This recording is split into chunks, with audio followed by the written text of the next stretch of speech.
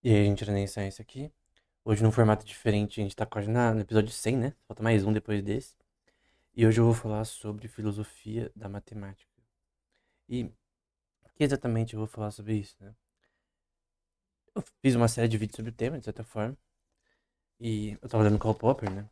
E tem até umas questões associadas ao tema da praxeologia, de alguns debates recentes que tiveram, né? Com, do próprio Enrido e do Krepke com o Vittorelli, né? E creio que esse tema, ele, de certa forma, tem a ver com praxeologia também e com, obviamente, matemática, né? Obviamente eu vou focar aqui em filosofia da matemática. Hora ou outra eu vou falar sobre algumas questões, né? Associada à questão da praxeologia, né?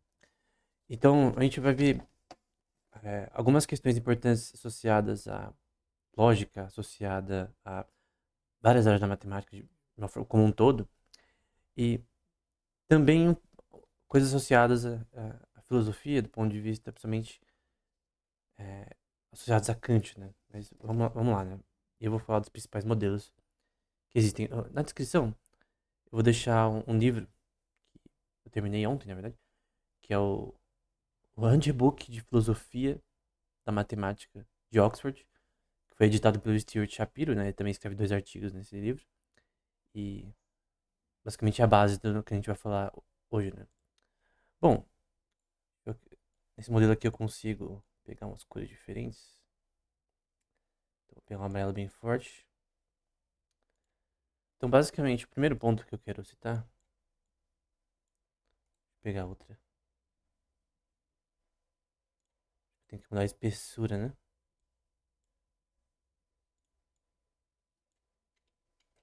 O primeiro ponto que eu quero citar é Kant, né? Deixa eu pegar uma cor um pouco melhor. Isso. Então, no contexto geral, por exemplo, Popper, ele rejeita o que eu vou escrever aqui, que é basicamente a noção kantiana. Então, eu vou colocar a priorismo, né?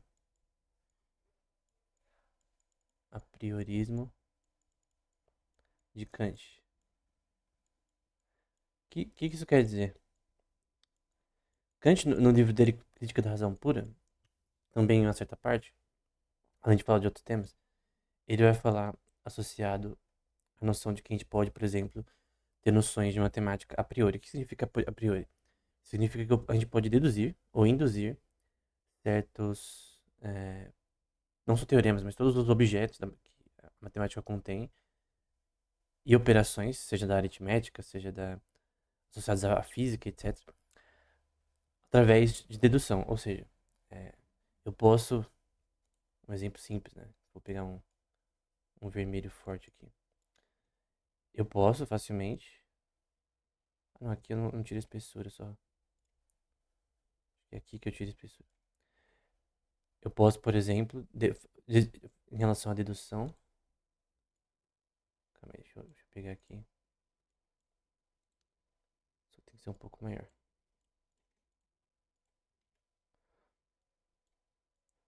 Eu posso deduzir, por exemplo, o princípio da equivalência de Einstein, por exemplo. Que eu citei também em outra aula. A equivalência massa, né? Que massa é igual a energia e vice-versa. Esse princípio de equivalência, eu posso deduzir ele, mas depois eu tenho que provar. Então, do ponto de vista prático do Popper, né? Você precisa de uma relação empírica, né? De comprovação de teste, né? Desse fato, né? Que isso aqui é verdade. Tanto que a relatividade de Einstein ela só foi vista como realmente interessante depois que foi provada através de alguns experimentos, por exemplo, em relação a eclipses, né? Que a relatividade ela previa que basicamente seria possível é, que do eclipse a gente poderia ver a luz do Sol indo por trás da Lua dobrando, que a gravidade da Lua iria fazer ela passar pela Lua ao redor.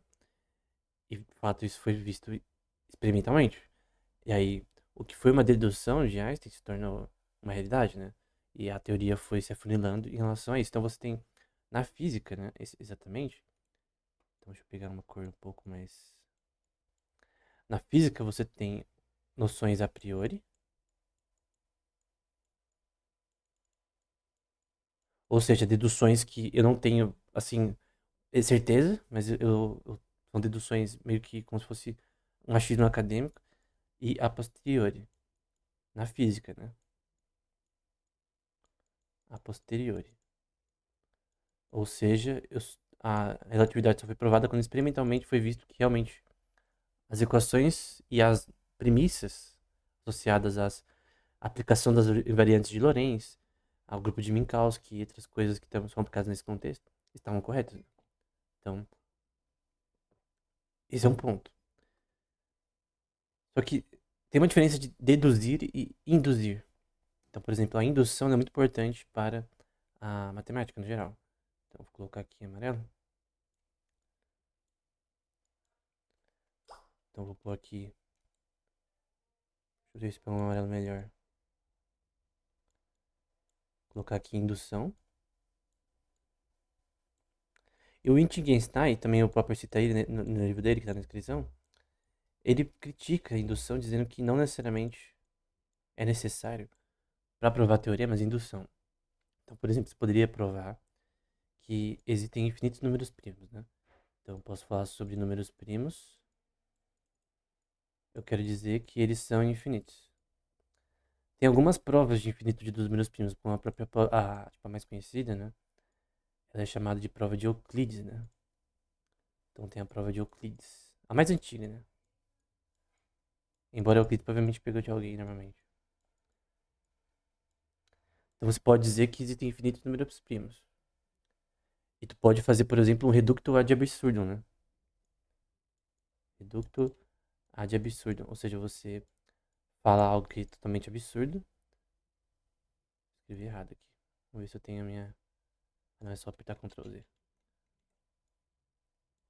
Absurdum. Você pode reduzir essa questão de uma impossibilidade, né? Em que eu tenho, por exemplo, eu quero falar sobre números naturais infinitos. Então, eu tenho os números naturais, ele começa de 0 até n. Eu não sei se eles são infinitos, só que você pode dizer uma impossibilidade, né? Vamos supor que eu tenho xi maior ou igual a 0.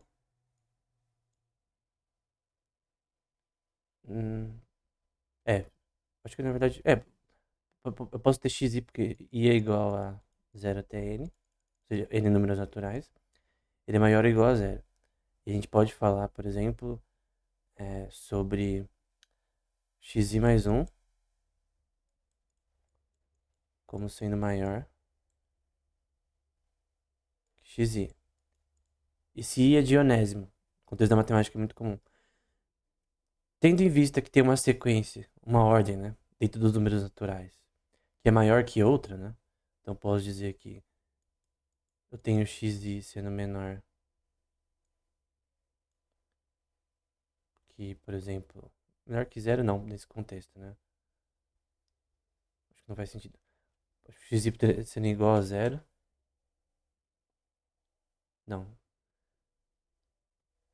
melhor deixar assim. Sendo maior que 0. Porém vai ser menor que xi mais 1. Ou seja, eu tenho uma sequência que, eventualmente, vamos supor que eu tenho de 0 até 2 elevado a n. Pode ser 2 elevado a 120, pode ser 2 elevado a 240. É normalmente visto que em bits, né? O universo tem 2 elevado a 90 bits. É o Lloyd que fala isso, né? Um artigo dele que eu deixei na descrição, só pra notar. Então, obviamente, do ponto de vista físico, a gente sabe que o número de bits do universo, né? O número de informação possível em partículas é infinito. Mas não necessariamente o número de números naturais é finito, pelo fato de que eu sempre vou ter um ordenamento acima de outro. Então, eu sempre vou ter grandezas maiores do que outras. Então, você pode dizer, vamos supor que se fosse impossível que x mais 1 chegasse a um valor maior que xi. E você poderia demonstrar que, pela essa impossibilidade, uma contradição, né? No fato que sempre vai ter um conjunto aqui x maior do que outro, que os números naturais eles têm que ser infinitos. Agora, isso significa que você pode computar números naturais infinitos? Não. Um algoritmo que você vai rodar no seu computador, em Python, em C++, em Assembly, em hexadecimal, em números binários, nunca vai poder chegar a esse valor, porque é impossível. É simplesmente possível que você compute todos os números primos, como por exemplo no crivo de Eratóstenes, né? Então eu vou pôr aqui, crivo de Eratóstenes.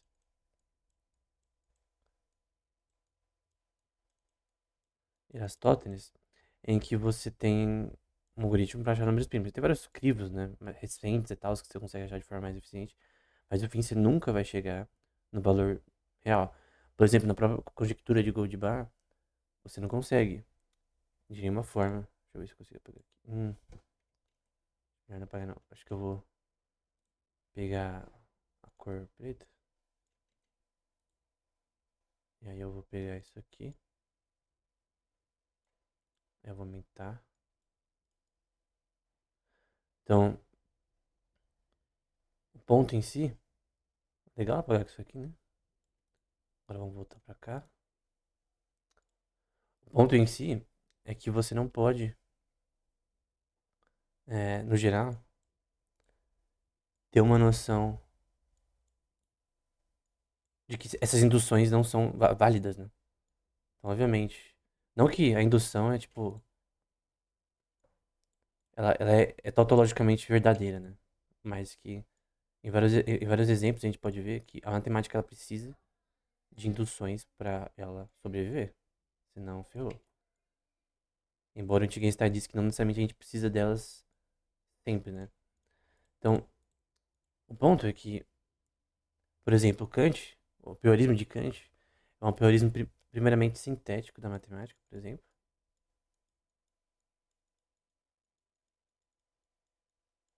Deixa eu escrever isso de novo. Ele é sintético no sentido que, e aqui a gente pode ir para estruturalismo já, que é nesse contexto, uma teoria relevante. Então eu posso falar sobre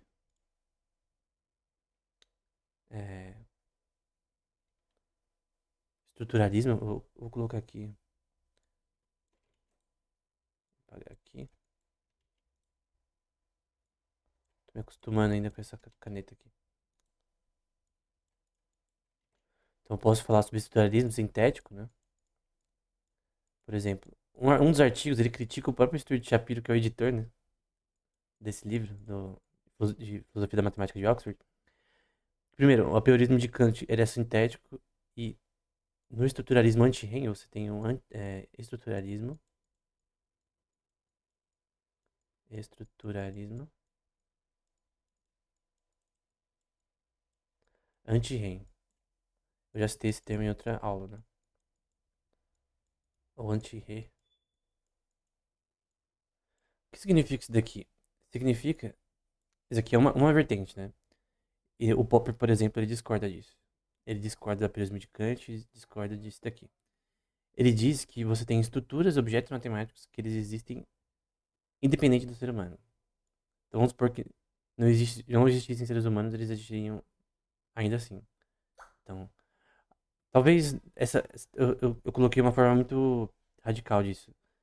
Na verdade, a gente poderia dizer que, por exemplo, os números naturais, os números irracionais e os números reais, eles existem independente do ser humano? Sim ou não, né? Se você falar isso daqui, por exemplo, em Ré, então é ao contrário anti-Ré. Vamos supor que você tem um tipo de estruturalismo, só que em Ré. Na realidade, ao invés de antes da realidade. Isso significaria que esses objetos, eles existem quando nós os explicamos, quando nós os, entre aspas, descobrimos. É a questão se a matemática ela é descoberta ou criada, né? No caso, nesse aqui, ela é criada, ela é descoberta, mas não no sentido que existia antes. Ela é meio que criada na prática, né? Então você descobre um teorema, mas na verdade você criou o teorema. Então tem a diferença entre criar e entre descobrir. Nesse caso do estruturalismo multirem. O Popper, ele critica Kant no sentido de ele criar uma metafísica. Metafísica no sentido da busca pela verdade, tá? Não é algo complexo. Mas o Popper, ele critica a metafísica de Kant porque ele acha que ela não é superior à empírica. Ele acha que alguém pode fazer induções erradas, não falsificáveis. O que é uma indução não falsificável? Que basicamente você não pode provar se ela é verdadeira ou não, através do método científico. Então você tem a noção que o método científico é necessário na ciência, ao ponto de que sem ele você não vai ter ciência. Então esse é o ponto. Então a questão é, o método científico invalida proposições a priori, ou seja, induções que alguém pode fazer, ou achismos que alguém pode fazer sobre as coisas, né? Obviamente na física, você precisa de relações a priori. Um exemplo. Vou pôr aqui em outra cor. Teorema de Bell, por exemplo. Então eu vou pôr aqui as inequalidades de Bell.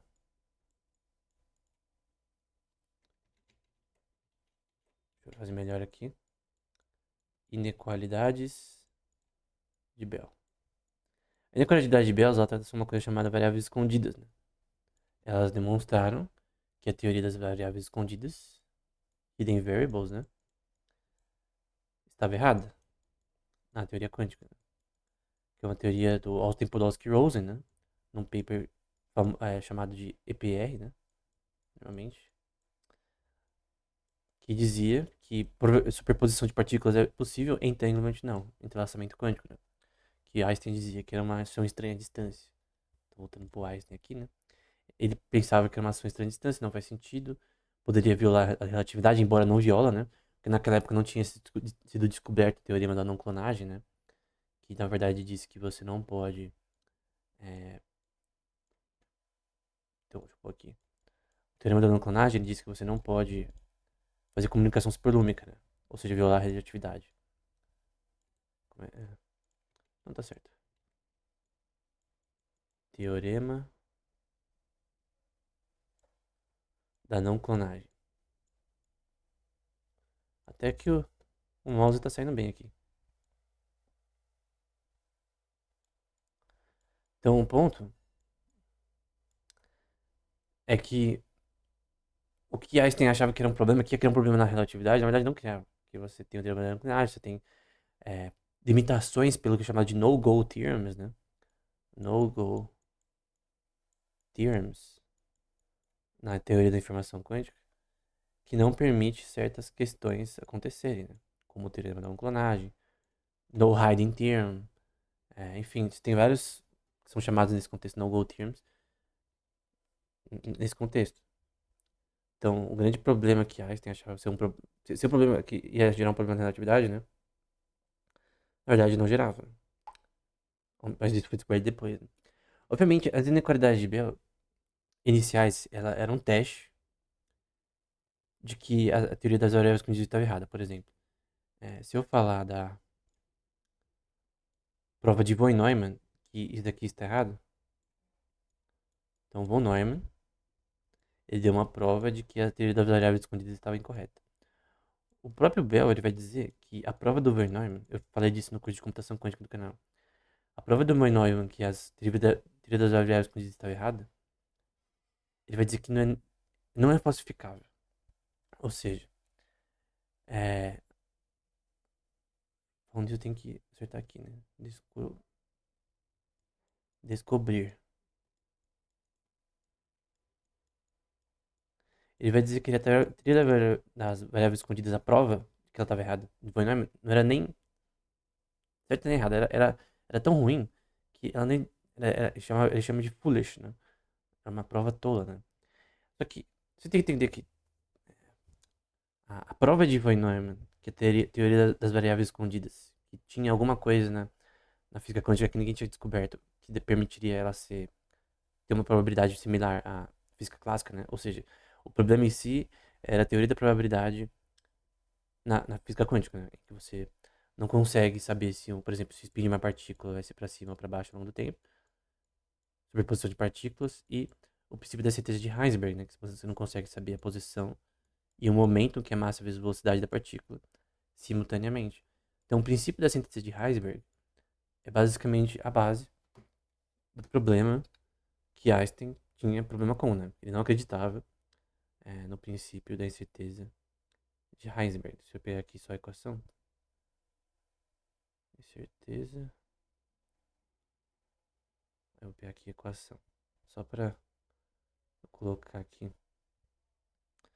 Então, ela vai ser a diferença de posição da partícula em momento, que eu vou colocar como 1000, é maior ou igual a constante de Planck por 4π. Contexto trigonométrico nesse contexto aqui. Porque no fim a gente está tratando sobre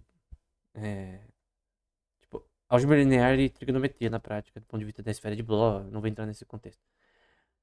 Mas o ponto é que você não consegue saber a posição e momento da partícula simultaneamente. Esse é o princípio da certeza de Heisenberg. Esse princípio da certeza de Heisenberg, ele veio com ele experimentalmente. Então, por isso que a física, ela precisa de questões a priori. Eu consigo deixar a priori e a posteriori. Eu não consigo. Opa, agora foi. A priori e a posteriori. Na física, no caso. A prova, a prova superior disso veio por Bell, só que exigindo um experimento. Então, a prova de Bell, das inequalidades de Bell, exigia um experimento. Ou seja, você precisa de uma redução a posteriori. É um fato. Então, qual que é o ponto? Na física, você precisa de relações a priori e a posteriori.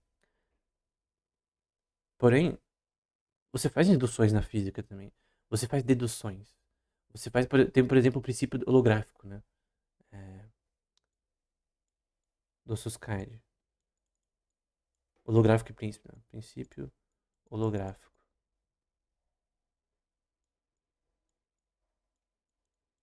Ou que é chamado, por exemplo, de ADS-CFT.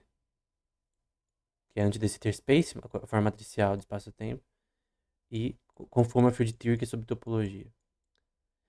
Essencialmente, topologia aplicada na física, ela não é algo que é tão palpável quanto algo como na mecânica tradicional, por exemplo. Não, eu creio que em várias abstrações existem na física e elas são abstrações a priori. Cara, as teorias das cordas, cara. Qual o maior exemplo que é a teoria das cordas? A teoria das cordas é uma dedução sobre a teoria de que talvez cordas vibracionais em 11 dimensões ou outras dimensões, depende aí do paper que você vai ler, que cordas vibracionais geram os quarks e todas as partículas do universo. Ela está correta? Tem vários artigos que tentam provar que ela está correta. Mas não há prova experimental que ela está correta. Ela é uma teoria. Ela é falsa? Ela é pseudociência? Depende. A física depende de provas a posteriori. Na física, mas a gente está falando sobre filosofia da matemática. Né? Então, o apriorismo de Kant, assim, o extremo, ele não é funcionavelmente na, na física, né? Você precisa também de relações a posteriori. Isso tudo bem. Nisso concordo com o Popper. Agora, na matemática, isso é verdade? Vamos ver se na matemática isso é verdade. Então, primeiro que tem algumas teorias que a gente tem que citar aqui, associadas a essa noção, né? Então, tem vários que trabalham nos fundamentos da matemática, que tentam ver essa relação de apriorismo e o contrário disso, se está certo ou não. Então, por exemplo, temos o logicismo, vou explicar cada um já já, que é mais analítico e a priori. Então, você tem uma noção mais analítica na matemática. E a priori, você faz deduções com certas regras, com autoevidentes, né? Então, esse é um ponto. Da linguagem matemática. Porque a matemática é uma linguagem, naturalmente.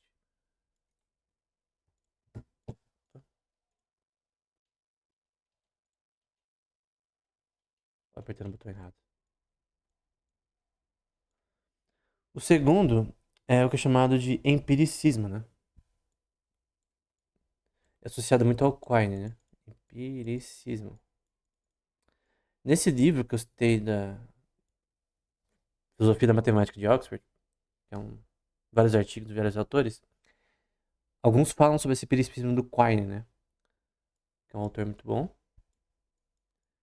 sobre lógica e vários temas nesse contexto. Filosofia da lógica, né? Eu li o livro dele sobre filosofia da lógica. E o grande ponto do Quine é que ele cria em algo diferente do apriorismo, né? Então ele diz que nada é a priori. Então, nada é a priori. Ou seja, nada pode ser apenas pela indução ser visto como algo que você pode ter certa certeza. Mas eu discordo disso, categoricamente, porque, por exemplo, em ética, nada é a priori. Claro que tem um monte de coisa em ética que é a priori universal. O grande problema do Quine é a questão se existem universais. Eu creio que existem. Na verdade, é óbvio que existem. Então, por exemplo, a noção, é, por exemplo, de reta ou noção de triângulo, ela é uma noção universal? Sim ou não, né? Deixa eu fazer direitinho esse triângulo. Sim ou não? Você pode ver formas geométricas na biologia com facilidade, então elas independem do ser humano. E na natureza a gente vê elas em vários aspectos, de forma diferente. Tem, por exemplo, a sequência de Fibonacci na natureza, do ponto de vista prático. Tem a regra de ouro, né? Você tem, por exemplo, na parte morfológica, eu escrevi errado a Fibonacci, hein? Na parte morfológica você vê todas as formas geométricas possíveis e inimagináveis em diversos organismos, plantas, na morfologia da pele de animais, até no contexto mais biológico-químico. Então, isso independe da existência do ser humano. O que é a matemática em si? Ela é a representação da realidade através de símbolos. Então, você usa uns símbolos para representar não só ideias de quantidade, mas ideias de relações entre quantidades, relações entre objetos matemáticos, né? E relações entre eventos físicos, né? Caso você vai fazer, por exemplo, dados meteorológicos. Então você precipitação do ar, velocidade do ar e várias outras questões que são calculáveis, né? O cálculo em si, ele já é a prova. Porém, como por exemplo, eu falei dos números primos. Se provar a infinitude de números primos é uma questão a priori. Ela não é a posteriori, ela não é uma. Você pode ir com o Wittgenstein que o cálculo ele já é o entre aspas do método científico, mas isso não tem lógica, porque você provar, por exemplo, a conjectura de Goldbach não é possível usando ciência da computação. Digo, computação, algoritmos. Como é que eu escrevi errado? Gold. Você provar que a soma de dois números primos você consegue fazer todos os números ímpares, né? Por exemplo, é uma questão de que. Todos os números pares, por exemplo, é uma questão que não tem prova no momento. Então não é uma questão de eu vou computar. Tem a computação de 10 elevado a alguma coisa, não sei se é elevado a 34. 10 elevado a alguma coisa de números da conjectura de Goldbach, mas ela nunca vai ser provada a posteriori, experimentalmente. É uma prova matemática que é necessária para provar números infinitos. Eles são literalmente infinitos. O infinito existe de verdade, não fisicamente, mas ele existe a priori na nossa mente. Aí você pode falar, se existe na nossa mente, então não existe. Então você está dizendo que os números reais não existem, por exemplo? Por exemplo, o set de números reais, ele não existe? Você usa os números reais na física, em vários contextos, mas eles não existem? Claro, claro que existem. E independente de você, querer ou não.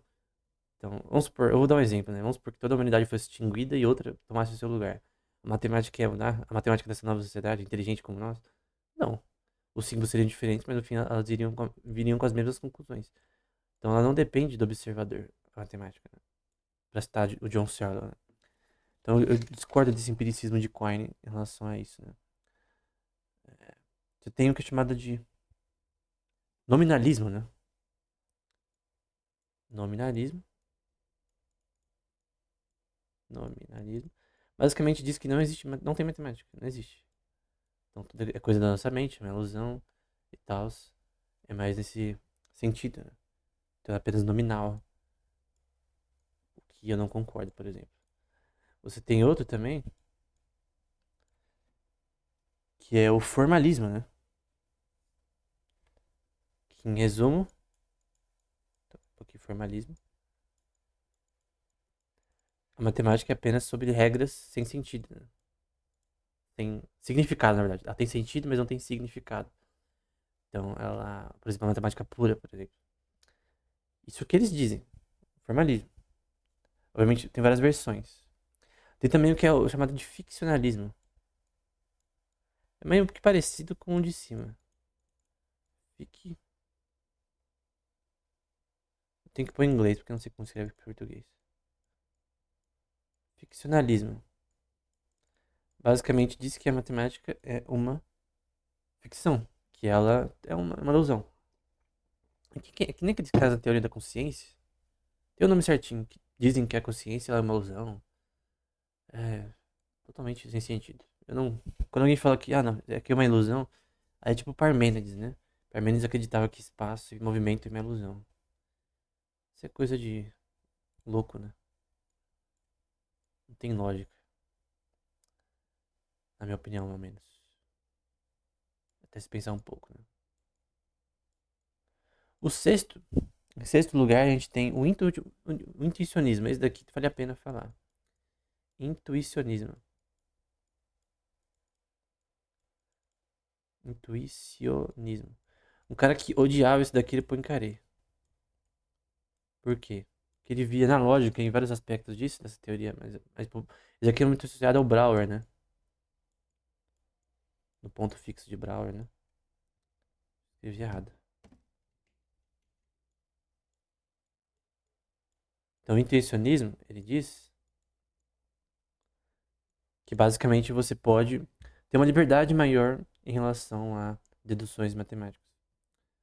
E essa liberdade, por exemplo, a gente vê em topologia. Você vê do topos do Grothendieck, você vê, como eu disse no ADS-CFT, que você tem antes desse ter space com form of field theory, que é uma parte mais topológica.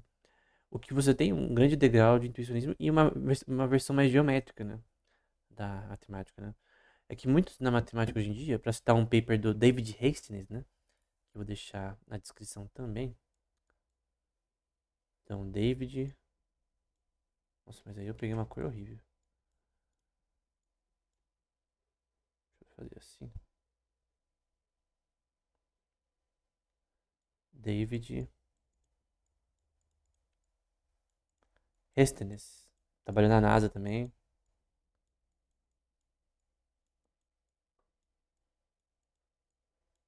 É um paper chamado Mathematical Viruses. Vírus matemáticos. E um dos vírus matemáticos, né, que é uma ironia, né, eles chamam de coordinates.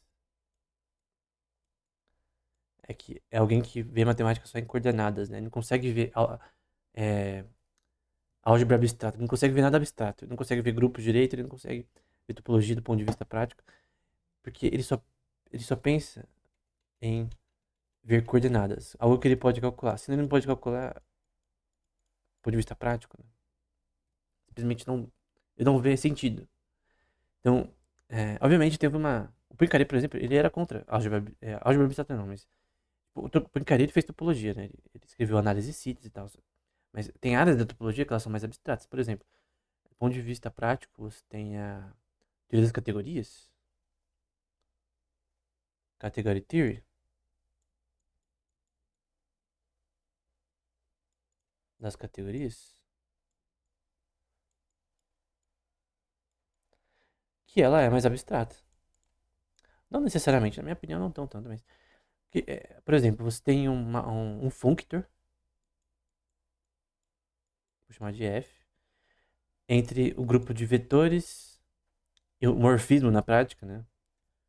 Operações, transformações entre essas áreas, que criam morfismos, né? Você preserva é, o, os estados desse sistema, né? Então, entre vetores e entre campos. Então, você tem aqui vetores e aqui campos. E você tem entre isso e você vai ter morfismos, por exemplo, associados a grupos, né? Então, eu posso falar um morfismo entre vetores e grupos abelianos, em que esses vetores comutam, ou vetores e topologia. E aí você tem áreas da matemática que elas têm functors, né? Elas têm transformações. O functor ele é uma relação de ponte entre essas áreas. Então, entre áreas da matemática você tem relações de topologia, entre álgebra, entre é, anéis, por exemplo, anéis contendo os números reais, por exemplo. É, e aí você tem esse morfismo que permite que áreas se comuniquem entre si. Por exemplo, geometria diferencial, perdão, equações diferenciais, contexto de um grupo de Lie, por exemplo, associado a um functor, né,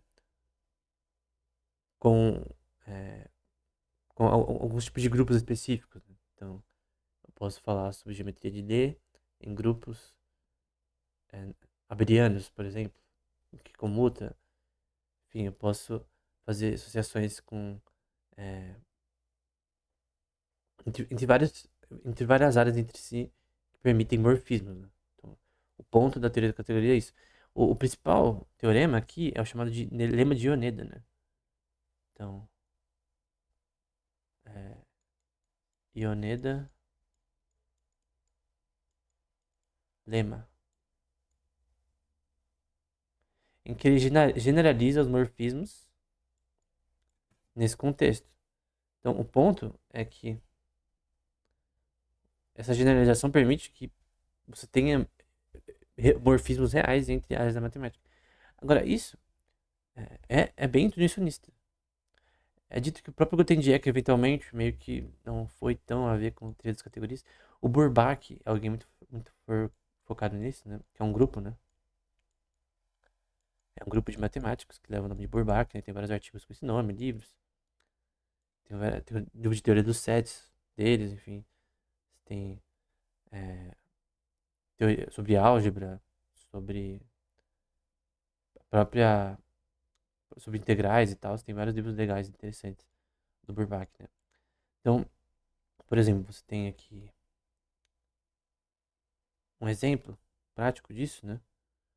Você tem NAT, que vai ser um homomorfismo natural,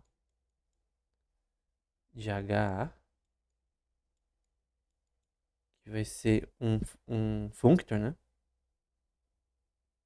Que vai ter esse mapeamento entre áreas aqui. Eu já falei do lema de Ioneda em outra aula também. Aí você tem um isomorfismo entre outra categoria, né? F de A. Em que esse A ele é um objeto, né? Um objeto matemático. Um objeto associado a algum tema. Então você tem um objeto e você tem transformações, morfismos que permitem que esse objeto ele tenha relações com áreas da matemática. É como se fosse um... é, você tem caixas da matemática, você quer ponte dessas caixas. Então você tem a caixa de equações diferenciais, tem a caixa sobre anéis, podem ter números reais, pode ser finitos, infinitos, podem ter multiplicação, divisão, pode definir o que você precisa naquela caixa. Então tu pode fazer várias relações, topologia e vetores, topologia e monoides. Você tem áreas que elas contêm objetos. Vamos supor que ela tem A até N objetos, em que você pode criar morfismos, né? Em que essas estruturas elas são preservadas, né?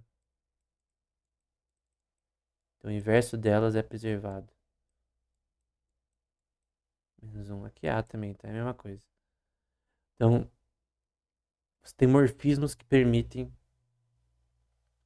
que, é, que o isomorfismo aconteça. Então, o Neumann de Ioneda, ele generaliza a própria teoria das categorias. Ele diz que existem morfismos que você pode tratar objetos de vetores, por exemplo, para topologia, equações diferenciais para vetores e campos, e você vai para geometria diferencial, você vai para álgebra geométrica, você vai para várias áreas através do lema de Ioneda. Só que isso é uma versão muito intuicionista. Como que eu provo isso daqui? Qual que é a prova empírica disso?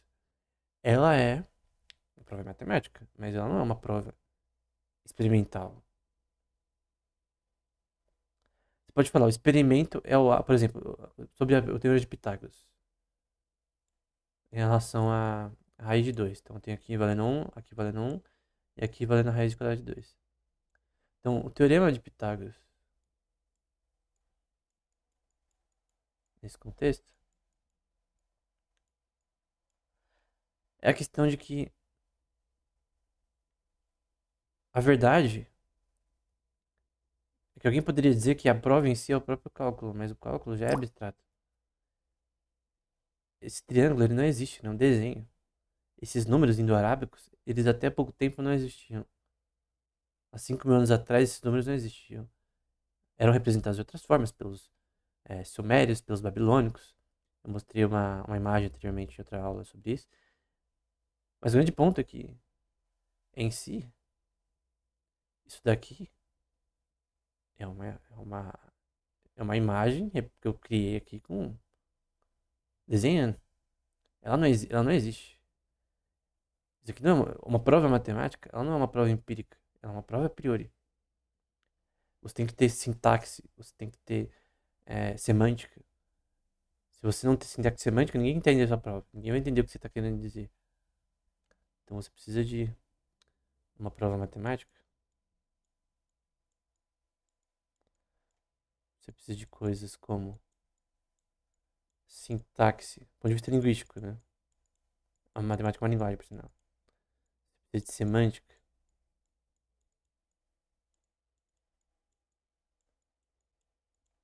Você precisa de clareza também. Não, ninguém te entende. Os professores do Evaristo Galois, por exemplo, diziam que as provas dele não faziam sentido, né? Por isso que ele não passou lá pra École Polytechnique, se não me engano, ou com outra escola. Mas o grande ponto é que você precisa dessas coisas. Você precisa de sintaxe semântica, você precisa de uma lógica por trás disso. Você precisa de indução, dedução, você precisa, para argumentar dessas coisas, você precisa de linguística. Você não pode dissociar a matemática da semiótica, né? Então você tem um lado semiótico de símbolos que você vai usar para isso. A própria prova de Euclides, por exemplo. Então o grande ponto é que eu creio que o lado do intuicionismo, eu não tô falando, eu tô defendendo o intuicionismo. Eu tô dizendo que ele é uma relação a priori, que é bem sucedida na matemática. Ela é sintética, né? Ela é mais kantiana em certos aspectos. Opa. Ela é mais kantiana em alguns aspectos. E esse é o ponto, né? O ponto que não necessariamente alguém pode fazer matemáticas sem relações a priori. Então, essa noção, ela não tem lógica, né? Ela tem lógica na física, concordo. Mas você precisa também de relações a priori na física. E aí você vem, por exemplo, o estruturalismo. Acho que eu já coloquei lá em cima, né? Não, vou colocar aqui. Estruturacionismo. Estruturalismo, né? Que você cria na matemática como estruturas, objetos matemáticos, transformações, etc. E você cria essas estruturas com uma relação a priori. Poderia não ser, né? Mas enfim. Com tautologias, né? Com relações que são autoevidentes. Né? Autoevidente. Então esse é o ponto. Ok. Foi apenas a primeira parte, na verdade. Né? A questão é se qual desses está mais certo, né? Vamos pegar aqui. Agora eu sei como arrastar aqui. Bom, tô aprendendo ainda aqui. Agora eu sei que dá pra arrastar com o botão aqui. Então, o grande ponto é que você sabe qual desses tá certo. Por exemplo, qual que você acredita mais? Você ouviu o básico desses aqui, né? Então, o logicismo ele tem uma relação mais a priori, o empiricismo ele não diz que nada é a priori. O nominalismo, o formalismo e o ficcionalismo, ele começa a ver que objetos matemáticos não existem, né? A gente cria eles na nossa mente, ou são uma ilusão. E o intencionalismo, ele tem uma noção um pouco diferente. Por exemplo, mais contraditória é o empiricismo. Então a questão é qual está certo, né? Então, como que você prova qual está certo? Primeiro que o Popper, ele em si, todos os argumentos que ele diz, eles não necessariamente são falsificáveis. É estranho isso, né? Que não faz sentido, talvez, mas eu lendo o livro de Popper, ele não prova que a lógica a priori da matemática do Kant está errada. Ele dá uma opinião de que a metafísica por trás, ou seja, você fazer induções sobre é, ponto de vista científico é um problema. Você usar esse problema na física, ok, mas na matemática em si, isso é um problema. A gente viu que várias coisas, várias teorias das categorias, a DSFT, teoria das cordas, o, a prova da questão das variáveis escondidas, em relação de números primos, tem várias questões a priori. Mas principalmente na matemática pura, você tem relações que são puramente a priori. Eu não creio que é justo você dizer que uma prova matemática, ela é ela está longe de uma indução. Obviamente você não precisa somente de indução, mas ela, tipo, quando alguém fala que não existe nada a priori, por exemplo, isso aqui é totalmente loucura, né? Até a lógica por si só, argumentativa, ela é a priori. Eu falar que nada é a priori já é um argumento lógico que define uma certa ordem de palavras, é,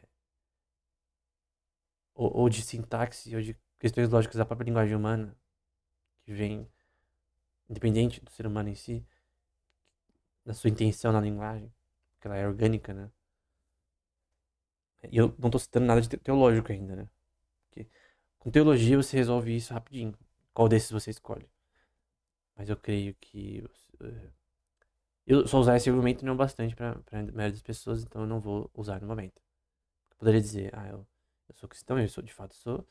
Então, obviamente, eu crio na teoria das formas. Então, eu crio mais no logicismo e no intuicionismo a priori, por exemplo. De forma analítica, de forma tautológica. Ou seja, eu creio que o empiricismo, o nominalismo, essas coisas são totalmente malucas, né? Esse negócio que eu não posso fazer inferências a priori. A questão é que tudo até na física, você faz inferências. Então, por exemplo, o, o raio da circunferência de Schwarzschild. A origem do buraco negro, no caso, né? Do Schwarzschild. Com certeza eu pronunciei o nome dele errado. Foi uma inferência dele de que talvez haveria no espaço uma região em que haveria um colapso gravitacional monstruoso, talvez causado por uma estrela e tal, ou coisas do tipo, que geraria uma forma gravitacional diferente da normal, dos corpos celestes tradicionais. Ele não provou isso. Isso foi uma inferência. E isso continuou como inferência até buracos negros serem detectados de forma prática. Ele não fez isso a posteriori. Ele não fez isso a posteriori. Opa. Ele não fez isso a posteriori. Ele fez isso a priori. O Dirac ele provou que haviam é, antipartículas antes de elas serem descobertas. Então, essas são inferências que poderiam estar erradas. A questão do Popper é que ele diz que a inferência ela só é provada como falsificável ou não quando tem um experimento.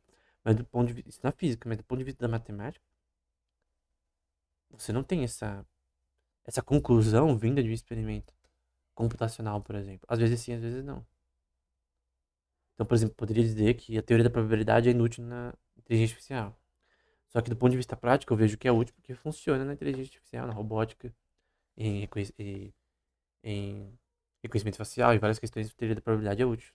Na ciência da computação, de forma prática. Essa é uma questão a posteriori, mas tem várias questões do ponto de vista mais puramente matemático, que são noções sintéticas a priori de Kant, no sentido de Kant, né? Então eu estou defendendo uma forma de estruturalismo anti-rei, né? Mas o ponto é que eu não creio que de forma diferente é possível, né? Então, alguém pode dizer que o intuicionismo, por exemplo, gera uma matemática menos rigorosa. Mas por que você diz isso? Essas inferências, elas não são rigorosas? Prove isso. Aí a pessoa levanta e fala, teorema da incompletude de Gödel, né? Então eu vou colocar aqui embaixo. Então a pessoa vem e invoca o exódia, né? Nesse tema. Então ele fala, não, e o teorema da incompletude de Gödel? Os dois teoremas, né? Incompletude de Gödel. Ou Gödel, né? Bom, ele disse que mesmo se eu ter, vamos supor que eu tenho um alfabeto se eu tenho N linguagens possíveis e que eu quero provar que, vamos supor que uma linguagem dessas, dentro de um conjunto de tipos de lógica que eu posso ter, seja consistente. Então eu quero falar sobre consistência nessa linguagem, que aritmeticamente, nos axiomas dessa linguagem, desse modelo axiomático está correto. O teorema da completude de Gödel ele diz que mesmo que eu provasse que essa linguagem específica é consistente, como por exemplo os axiomas de Peano, poderia ser CZFC, por exemplo, que eu poderia fazer inferências erradas sem errar o formalismo, ou seja, sem errar nos axiomas, eu posso falar uma inverdade. Por exemplo, eu posso falar que um X ele é membro de um domínio e ao mesmo tempo ele não é membro. A questão é, como algo pode ser membro e não membro ao mesmo tempo? Isso é um problema, né? No livro que eu citei aí, eles definem essa questão de uma forma específica, né? Então, é basicamente, se existe x para todo x, em que x, sendo membro de z, estando em z, seja equivalente a x não estar em x, na verdade, eu acho que é assim, ou é z aqui. Eu acho que eu não tenho errado, mas o ponto é que algo pode ser membro e não membro ao mesmo tempo. Como assim? Como assim? É membro de Z? Acho que é Z mesmo. Ele é membro e não membro ao mesmo tempo. Como assim? Isso é um problema, né? Esse é um paradoxo. Paradoxo de Russell-Zermelo também, como eles citam nesse livro. Então, então a noção de, por exemplo, para todo P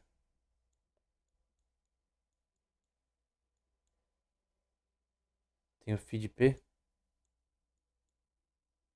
em que eu gero uma verdade, é uma mentira, né? Então, todas as proposições são verdade de P? Não necessariamente.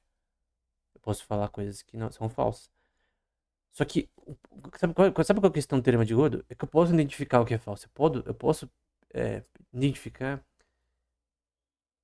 uma contradição. Se eu posso identificar contradições, porque o paradoxo de Gödel, perdão, o paradoxo de Russell, ele é identificável. Se ele é identificável, então qualquer contradição pode ser encontrada, né? Isso não significa que as coisas verdadeiras que você fala na matemática estão erradas, pelo contrário.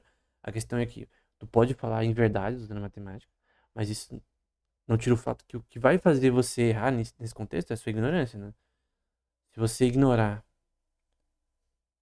por exemplo, quando você encontrar um paradoxo, como o paradoxo de Russell, a sua existência, aí você vai ter problemas, né? Porque você, por exemplo, poderia gerar um algoritmo para um problema que não tem solução, como, por exemplo, o 10º problema de Hilbert.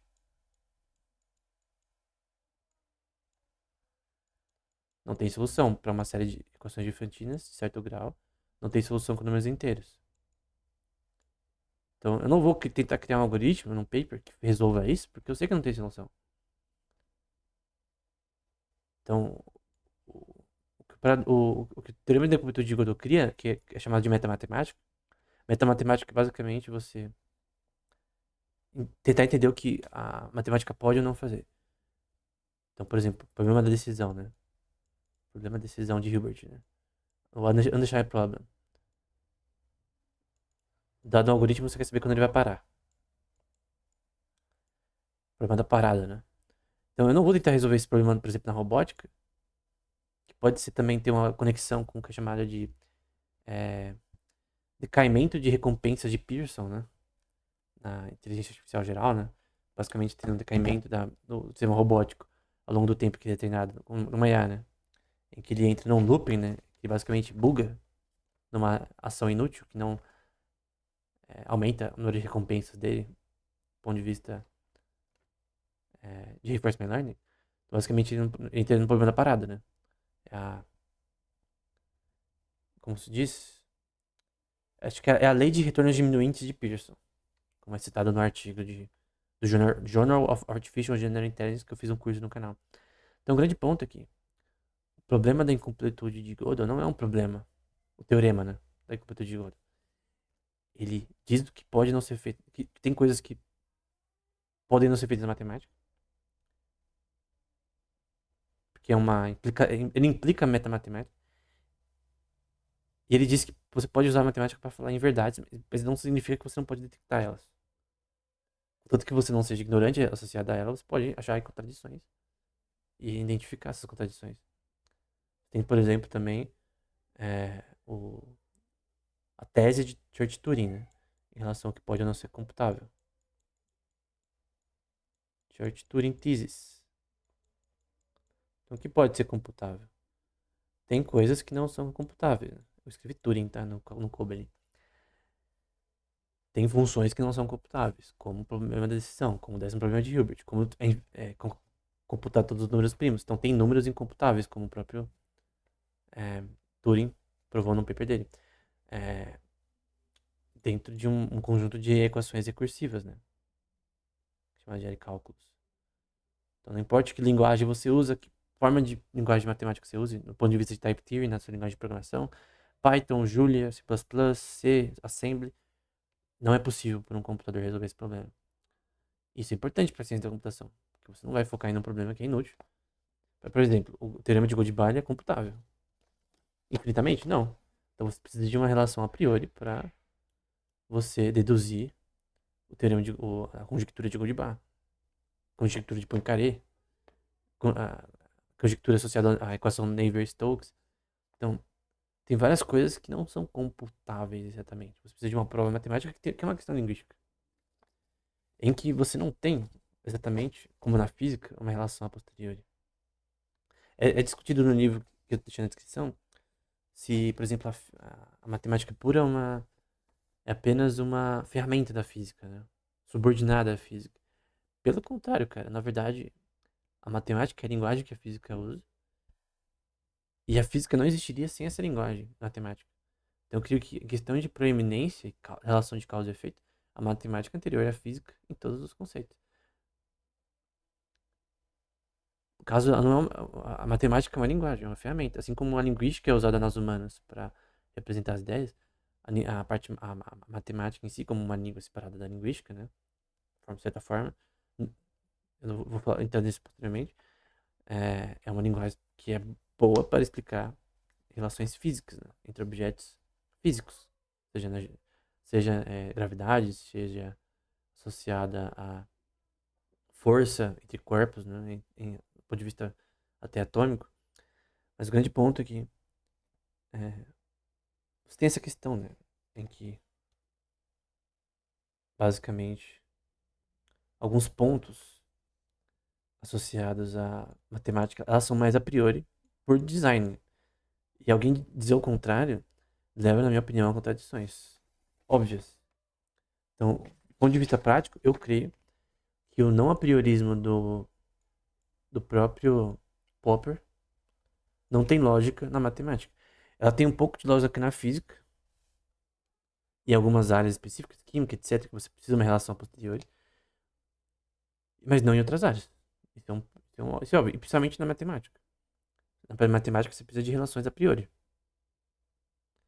Então, a existência dos números reais independe da sua concepção deles, na minha opinião. Isso é o que é priorismo de Kant. Ela independe de você. A existência da raiz quadrada de 2 ela independe da sua existência, da nossa existência. Obviamente, do ponto de vista teológico, eu creio que Deus ser onisciente, ele sabia da raiz quadrada de 2 eternamente, sempre soube, e todas as ramificações da matemática. Obviamente, do ponto de vista cético, porque o apriorismo de Kant, ele assume ceticismo também. Então você pode ser um cético e crer no apriorismo de Kant, que objetos matemáticos ele independem da sua existência. Você não precisa ser teísta, né? Você não precisa crer em Deus para crer nisso. Porque eles realmente dependem de nós. Então vamos lá, eu vou colocar alguns termos aqui. Primeiro de Gauss, que eu vi no livro, que é um termo em alemão, que se chama Judenlastschrift. Eu não sei falar isso aqui não. É num livro, né, na verdade. Em que usa algumas palavras que são importantes para nós aqui, né? A primeira, ela é a palavra abstractum. Abstractum. Em que ele está permitindo abstrações, principalmente quando a gente está falando sobre curvas de Gauss, etc. Né? Que é uma quantidade abstrata, né? Abstratum grosseler.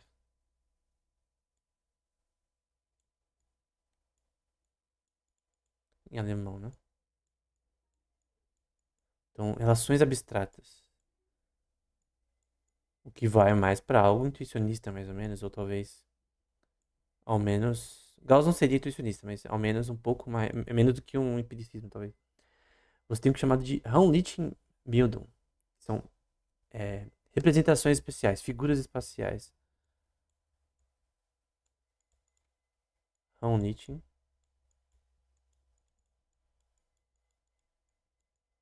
com N, Bildung.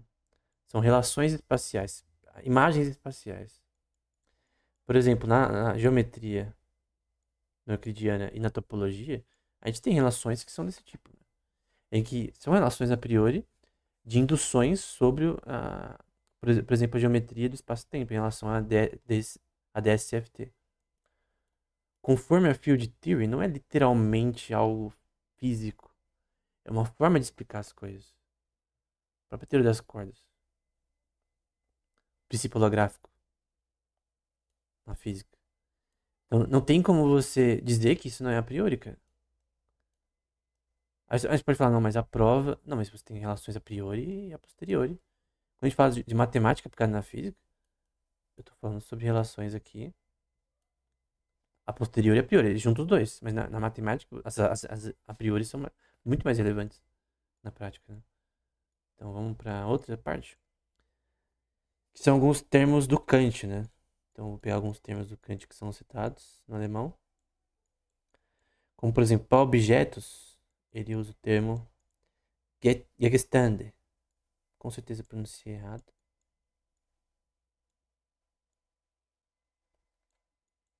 Para objetos, né? Vou colocar aqui agora o significado, né? Objetos.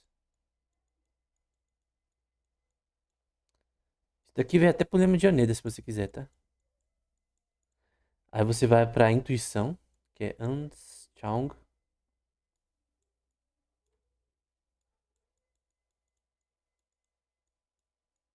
Intuição.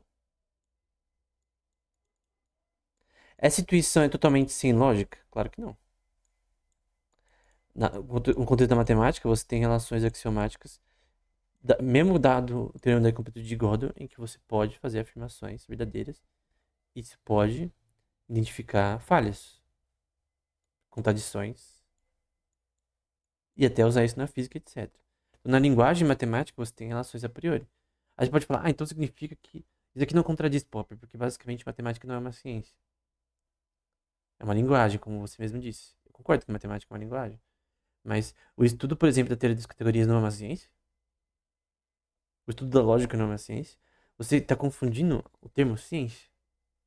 Ciência não é só física.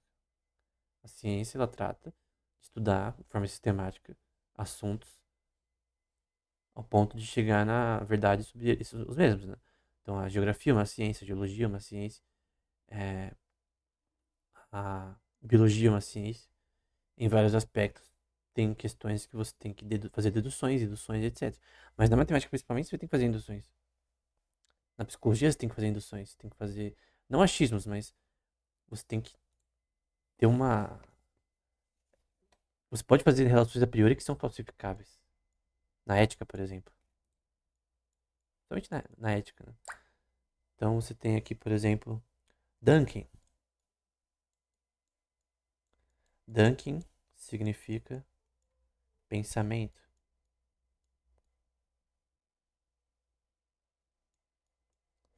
Pensamento, né? Não pensar, mas eu tô colocando pensar pra ficar mais fácil. Tem que chamar de representações. Novamente em Kant. Que é o Vorstellung. Representações do quê? Lembra de Representation Theory na física e na inteligência artificial, mas eu não vou entrar nisso, né?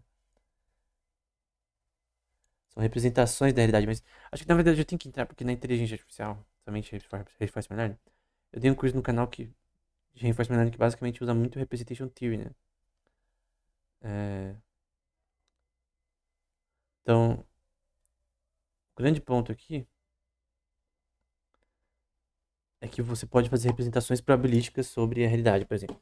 Você pode, em representation theory, ter um input, e você tem uma série de inputs, então, os inputs ao longo do tempo de imagens, por exemplo. Pode fazer representações dessas imagens, eu acho que é Z, ZT mais um. É o que é chamado de espaço latente, né? São representações dessas imagens para você prever, por exemplo, num sistema robótico, dado o passado dele, normalmente a gente usa o long short term memory para isso, que é uma memória hierárquica, né? Short term memory. Dado ações que ele já fez no passado, ele vai tentar criar um espaço latente das ações futuras baseado no sistema atual. Então, por exemplo, tu põe um sistema robótico para ele treinar de pegar uma bola, copa, etc., numa mesa. Aí um dia, tu pega esse mesmo sistema robótico e põe no ambiente novo. Põe, por exemplo, numa floresta, tem uma bola, só que no chão, e ele tem que fazer a mesma coisa, só que o ambiente que ele está agora é diferente. Você tem plantas, você tem talvez bichos passando, etc. Mas é a mesma função, ele tem que pegar uma bola. Então você tem o mesmo objetivo num ambiente diferente. Nesse ambiente diferente, o ser humano, ele se adapta, né? Ele vai pensar em resolver o mesmo problema, dado o novo ambiente. Então, pode ser na neve, pode ser em qualquer lugar. Então, o ser humano ele pode fazer inferências probabilísticas sobre a realidade para ter conclusões lógicas óbvias, mesmo coisas novas, coisas que ele não viu. Ele não precisa de uma experiência para resolver o mesmo problema num ambiente novo. Então, essa é uma forma que funciona muito bem em inteligência artificial, chamada de representation learning, para você fazer funções de probabilidade que funcionam na prática. Então, funções de probabilidade de espaços latentes probabilísticos, com baseado no input, com baseado no aprendizado. Nesse caso aqui, as ações passadas que a gente fez. Então, essa chamada de latent space é basicamente o Vosterlung aqui de Kant. É uma inferência probabilística. Você pode fazer inferências espaciais, nesse caso pegar uma bola, mas também você pode fazer inferências lógicas sobre matemática, sobre física. É claro que na física, se ela está certa ou não, depende de várias questões que estão a posteriori, né? Experimentos, etc., na química, na biologia. Mas, por exemplo, você ter hipóteses sobre alguma ciência, ele demonstra uma relação a priori. Está tendo uma indução, uma dedução sobre as coisas. Então, o Popper, ele rejeita a indução, mas na verdade, ele tá usando a física como exemplo de uma coisa que não é aplicada para todas as áreas da ciência. E primeiro que tem relações a priori na física também. Ele dá exemplos depois no livro dele, mas o grande ponto é que ele está errado nessa questão. Né? Tem também o termo que se chama efeito, né? E também sensação, que o próprio Kant usa, né? Mas o grande ponto é que tanto Gauss quanto Kant, assim, o Gauss de certa forma, né? Que obviamente talvez ele não acreditaria no intuicionismo. Você tem noções da matemática que permitem, sim, é, induções. Então a questão é, você tem a noção de intuição versus rigor matemático. Mas na verdade, você pode ter uma intuição com rigor. Então, como eu disse, o princípio holográfico, que eu já vou citar aqui, do Skyde, por exemplo, eu vou pegar aqui a definição que eu tenho. Então, princípio holográfico. Então, o princípio holográfico é uma teoria que fala sobre descrever, por exemplo, o universo numa forma espaço tridimensional e uma superfície bidimensional, né? Então, uma realidade 3D, espaço-tempo, projetada de forma 2D, né? Então, eu ouvi do próprio Susskind, no curso dele sobre física, que eu fiz o de física clássica com ele, e eu também, que é o teorético mínimo, né, também, de física e de quântica, também li o livro dele, né? Então ele fala muito sobre esse chamado princípio holográfico, né, em que você tem uma representação topológica diferente do espaço-tempo no universo e também com aplicações na teoria das cordas também, que eu não acredito, tá? Eu não acredito na teoria das cordas e eu não necessariamente acredito no princípio holográfico, mas eu já vi, né? Eu lembro das aulas que eu fiz há alguns anos dele citando esse tema, que na verdade eu aprendi com o curso dele, né? Que é um curso online do próprio Susskind. Então, esse princípio, ele é uma relação a priori, cara. Mas aí você pode falar, mas não, mas é baseado é, na física em si, na matemática da física. Mas a matemática da física, ela é uma linguagem que você representa ideias, em que muitas ideias são a priori, são teorias que não necessariamente têm validação no momento. A própria teoria dos grupos aplicada na física é uma representação em números complexos, por exemplo, de algo que não existe. Números complexos não existem. É uma representação abstrata. É óbvio que é uma abstração a priori. Você poderia. Tu acha que o plano cartesiano ele é o único que pode representar as, objetos matemáticos? Até em três dimensões? Você acha que o que Descartes descobriu é algo que só assim dá pra fazer? Eu tenho uma ideia das pessoas que às vezes a matemática só pode ser feita de uma forma, né? Então só tem essa forma. Então o plano cartesiano é a única forma de se representar três dimensões. Tu pode representar de forma matricial. Obviamente tem implicações do plano cartesiano, mas o grande ponto que eu quero fazer é que o plano cartesiano é uma forma de você representar relações entre objetos matemáticos. E você tem números complexos, né? Então você tem é, A aqui, e você tem. Na verdade, eu vou colocar B. E você tem o imaginário, né? De BI, por exemplo. Então você tem a representação imaginária de B. Tem um complexo conjugado de B.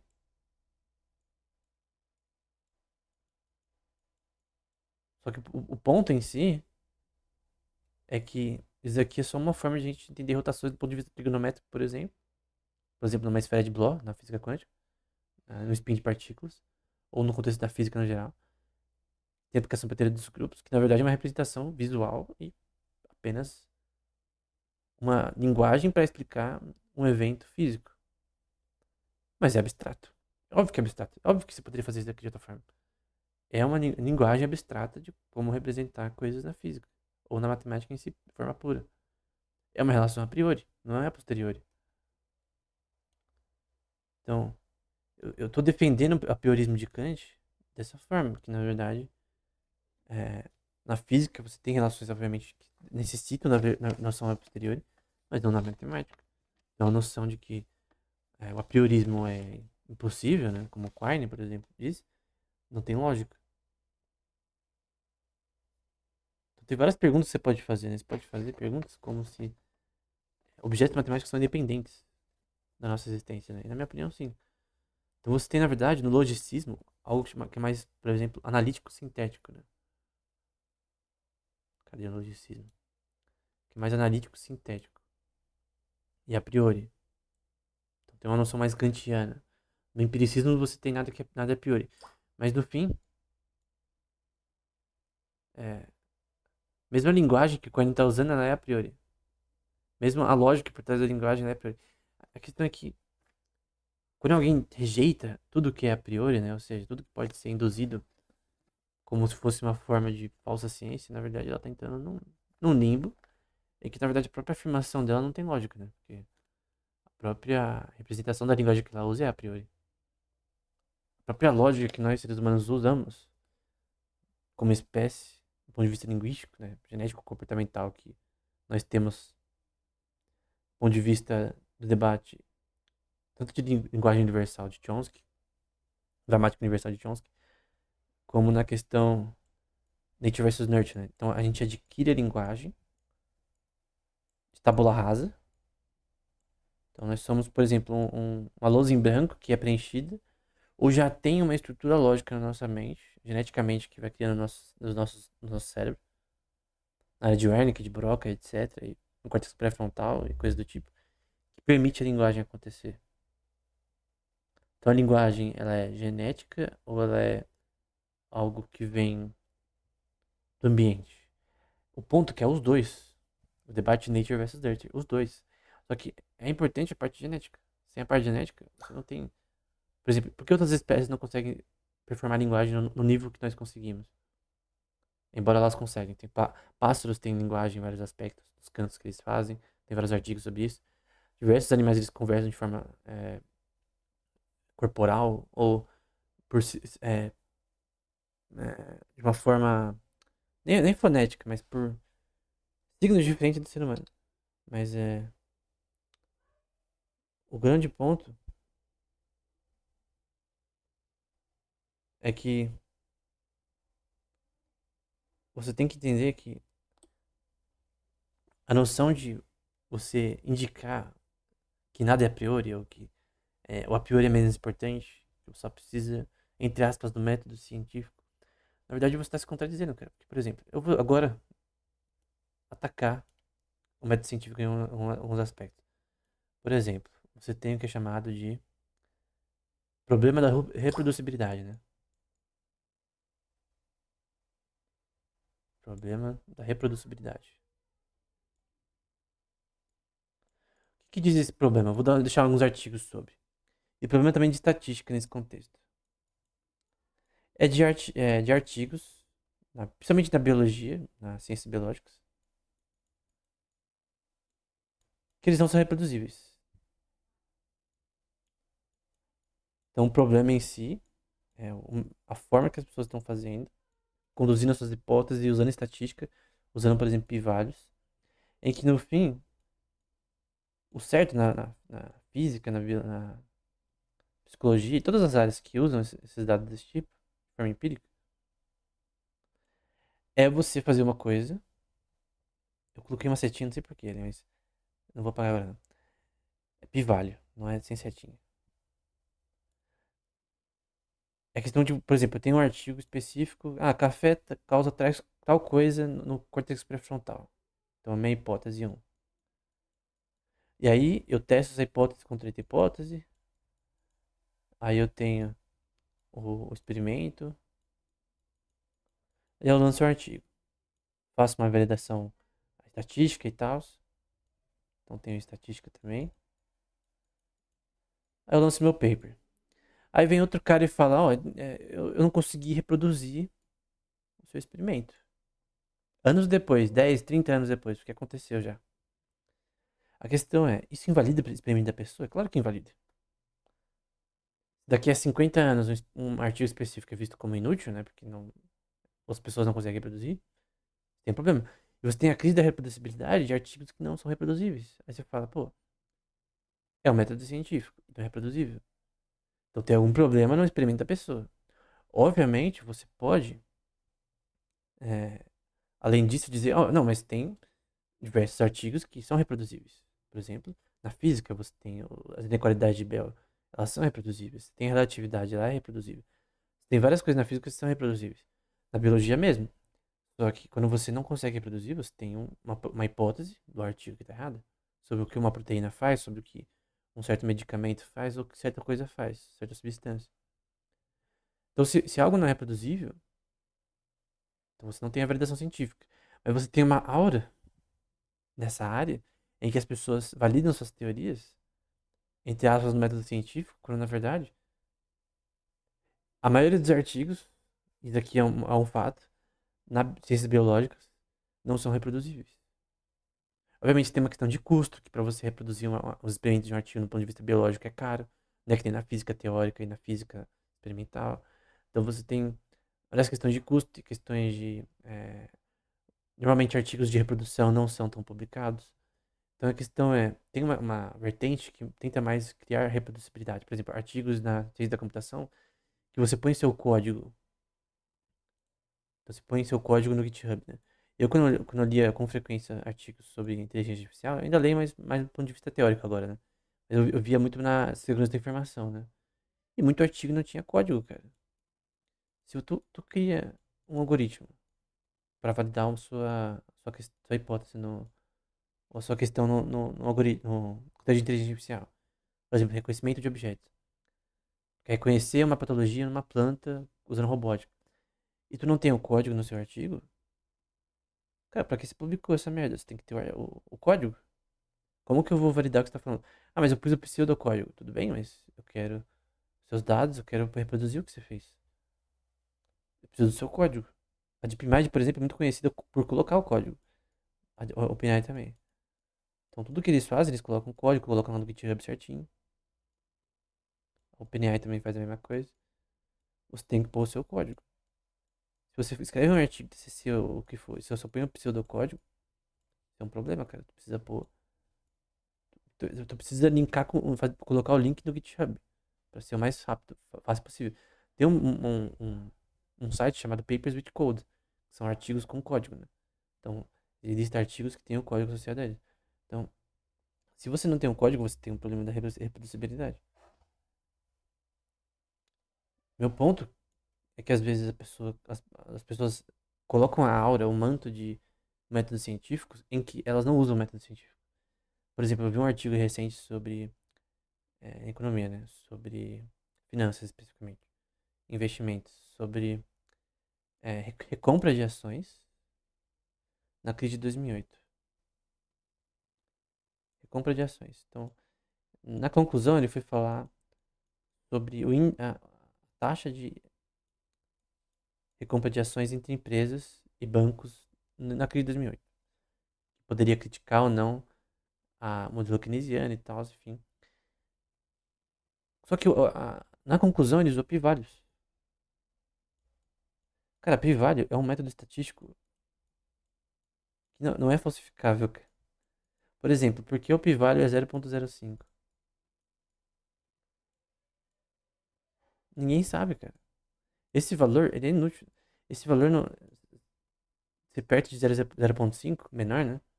Não é estatisticamente significante. Tem um artigo que eu vou deixar aí. É um doutorado, né? To P ou not P?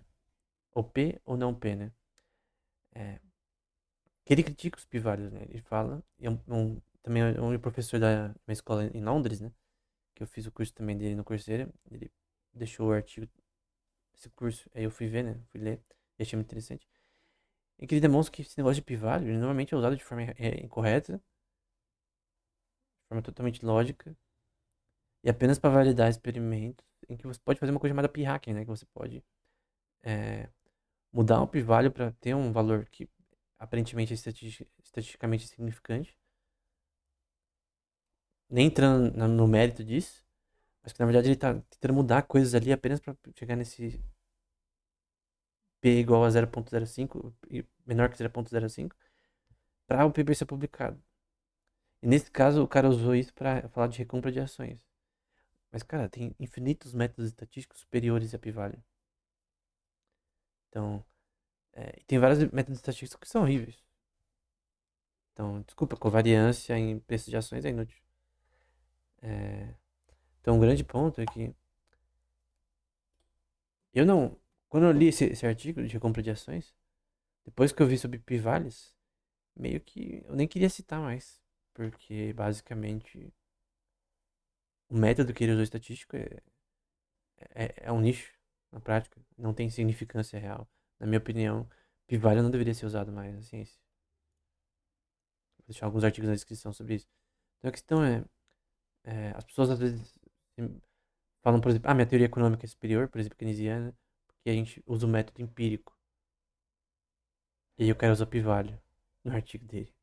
Ou ele usa métodos estatísticos ruins que não têm relevância, ou hipóteses que não têm relevância, ou não tenta entender correlações, ou relações de causa e efeito no que eles estão tentando entender. E no fim eles estão num mundo totalmente fora do que eles querem responder. Então, o método científico é fundamental na física, na biologia. Sem ele é impossível você fazer coisas, porque você tem que provar, validar suas afirmações. Isso é um fato nas ciências naturais, não necessariamente na matemática. Mas o grande ponto é que essa validação, entre aspas, através de pessoas que usam o método científico de forma errada, né? Que elas usam estatística de forma errada, que elas usam métodos já furados ou sem significância, e eles têm a aura de empiricismo. Mesmo se o empiricismo estivesse correto, eles usam de forma totalmente sem lógica, né? Então, o meu ponto final, né, nisso, é que ficou bem grande aqui isso aqui, né? Até pra quem quiser tirar um print, eu vou tirar um print depois disso daqui. O grande ponto de tudo isso, de tudo que a gente viu aqui, né, é que rejeitar o apriorismo de Kant, na minha opinião, é errado. Em algumas áreas. Talvez na física você precise de uma relação a posteriori também para validar suas afirmações. Mas na matemática em si, na lógica, o apriorismo, na minha opinião, é a única forma de entender como as coisas funcionam. Sem isso, você entra no limbo. E mesmo você sendo cético, você pode admitir o apriorismo. Ou seja, que objetos matemáticos eles independem da sua existência. Ou mesmo que você diga que eles dependem da nossa existência, né? Você acreditar no apriorismo em ré, você precisa ter a noção de que a prova matemática em si, de teoremas, etc., lemas, não exatamente criam uma noção a posteriori. A prova matemática é uma relação a priori, é uma relação sintética, linguística, para você provar um teorema na prática. Então, na minha opinião, tem que ser um apriorismo anti-Rei. Você pode fazer um apriorismo em Rei, enfim, vai ser um apriorismo diferente, né? Porque você só assume como Kant que você pode fazer deduções lógicas, induções também. E o método de dedução na matemática é extremamente relevante, embora não citando Wittgenstein não absoluto, né? Mas a grande questão é que as pessoas às vezes tentam colocar entre aspas mais rigor na matemática, na física, etc. Quando na verdade isso não isso é uma forma na verdade de você limitar a própria ciência, né? Então é óbvio que a teoria das cordas não está provada, mas é uma relação a priori, é uma dedução, uma indução sobre física. Pode ser errado, ok, você tem que validar ela. Então, até lá é não falsificável. Aí você tem diversos teoremas matemáticos do Edward Witten, e vários autores, do Susskind, etc., como o princípio holográfico, que tentam provar a teoria das cordas. Então não é algo sem pé nem cabeça totalmente, embora eu não acredite na teoria das cordas. Mas se você tira o apriorismo da física, você tira basicamente sua essência. Quando você tira o apriorismo da matemática, você tem que crer em coisas totalmente malucas para você defender isso daí, né? Então você pode dizer, por exemplo, eu estava vendo uma questão do Russell, que matemática pura gera a lógica formal, né? Só que a matemática pura, ela vem, e a formal é aplicada, né? Mas a matemática pura, ela vem de teorismos, né? Sobre triângulos, sobre retas, sobre os teoremas, por exemplo, do próprio Euclides, né? Teoremas não, né? As definições de Euclides, elas são definições a priorísticas. É uma indução, é um achismo que você vai coletando achismos e vai criando rigor pela lógica matemática e tal, e criando algo consistente. Por mais que o teorema de Gödel existe. Mas é, são tautologias, são autoevidentes e são a priori. Aí quando alguém diz que não é a priori, eu não. Cara, você tem que. Pra você conseguir demonstrar isso, no fim você vai. Você precisa de uma relação a priori lógica pra você provar isso. O que é irônico, né? Então, para Quine dizer que o apriorismo é inútil, ele basicamente tem que fazer induções, na minha opinião. Então, a questão é, a falácia do empiricismo é criar uma aura que, na verdade, permite premissas erradas gerarem verdades, entre aspas, né? Essa é a falácia do empiricismo, né? O empiricismo não é um problema, o problema é a sua... Quando você tem um empiricismo radical, né? Que você tem que... Não, você só pode ter experimento ou algo que é palpável. Claro que você tem que ter algo que é palpável, mas uma indução não é fora do que é palpável, né? Então, é- e como eu disse, na matemática, sem isso você não tem matemática. Então tem várias teorias que elas são intuicionistas e nem por isso elas estão erradas ou equivocadas. Na teoria das categorias, na geometria é, não euclidiana, na geometria de Riemann especificamente, no princípio holográfico, pode estar errado ou não, eu não estou defendendo, mas a questão na teoria das cordas, em vários temas, no ADS-CFT, na física. Então, em vários contextos, você tem relações intuicionistas. E, é, obviamente, tu tem que permitir o rigor ainda existe. Eu creio que tem pessoas que, obviamente, levam esse negócio de indução a criar coisas totalmente sem sentido. Então, tem tipos de lógicas que elas podem ser inúteis, né? Dependendo da forma que alguém a usa. Mas eu creio que tudo na matemática tem uma aplicação, né? A mesma lógica, ela é eventualmente booleana, aparentemente inútil, teve aplicação na ciência da computação e sem ela você não teria ciência da computação. E a lógica de Birkhoff e do von Neumann, que é a lógica quântica, né? Quantum Logic, no fim teve aplicação na, na computação quântica, por exemplo. Então essa noção de que na prática nós não temos uma forma de validar induções a priori, na minha opinião, não tem lógica. Não faz sentido. Então, alguém que pega o livro do Popper e coloca num pedestal como se fosse uma verdade absoluta, irrefutável, eu creio que você tem que entender que premissas a priori elas são necessárias em qualquer ciência. Eventualmente outras vão precisar de relações a posteriori, como na física, na biologia, etc. Nas ciências naturais no geral. Mas você tem premissas que sem elas você nem viria com a parte empírica. Sem as premissas de Bell de que para testar as variáveis escondidas, você nunca teria um experimento. Foi uma indução, foi uma relação a priori. Então na física você tem que ter a priori e a posteriori. Na biologia, geologia, etc. Nas ciências naturais. E na economia, é importante você ter sim dados estatísticos e econometria em alguns aspectos de ver o que aconteceu. Mas você entender como relações realmente como se comportam, você precisa de praxeologia, você precisa de entender relações de causa e efeito, em que, por exemplo, de forma empírica, você pode defender tarifas. Pode usar empiricismo, modelos matemáticos para defender tarifas, o que é ilógico. Então você tem uma premissa, uma hipótese que é totalmente absurda, que no fim pode ser provada, entre aspas, empiricamente, com a hora de que está certo, porque é um resultado empírico. Então, o problema não é empiricismo, o problema é o. Não é buscar algo empírico, né? É você querer associar a verdade somente a deduções, entre aspas, empíricas que você fez, que não necessariamente são válidas, que não necessariamente estão corretas, como, por exemplo, na crise da reproducibilidade. Então a questão não é. A sua aura de empiricismo não necessariamente te diz que você está certo. Então, na economia, por exemplo, a falha dos modelos matemáticos na área de seguros, né? Com alguns modelos específicos, e na área de análise de risco, do ponto de vista estatístico, probabilístico, falhou miseravelmente. Principalmente probabilidade na economia. É inútil, cara. É praticamente inútil probabilidade na economia.